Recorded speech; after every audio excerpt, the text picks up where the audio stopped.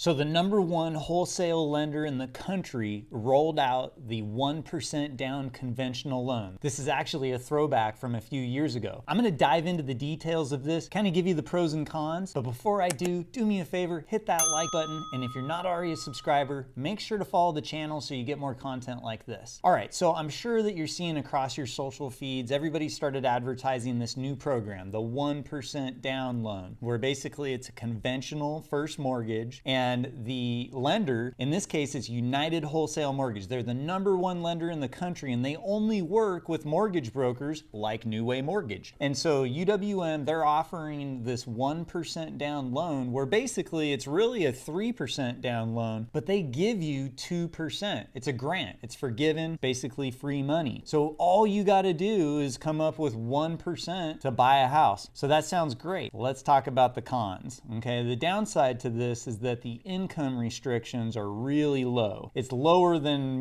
most programs, in fact. In order to be eligible for this, your income has to be at or below what is called 50% of the area median income. Now, I've done videos about the area median income before. This is something that lenders use on a regular basis to determine eligibility for various products. Usually, if you want down payment assistance or some of the first-time homebuyer programs where you have reduced rates or mortgage insurance, stuff like that, you have to fit within a certain income limit to be eligible. Well, usually it's like 80%, 100%, 120%. This, to get the 1% down, it's 50%. So that's gonna vary from county to county all over the country, okay? But in Sacramento County, just to give you an example, that would mean that the most income that you could make and be eligible for this program would be $51,200. So when you do the math on that, essentially, that's $4,266 a month in income, and you can borrow up to 50% of that in the form of a mortgage payment, tax insurance, and then of course you wouldn't be able to have any other debt because that eats into your ratios. But mathematically, I did the numbers and it looked like, based off of where interest rates are currently at, that you would be able to qualify for about $265,000 in Sacramento County. That's not going to buy you much of a house, really. Like I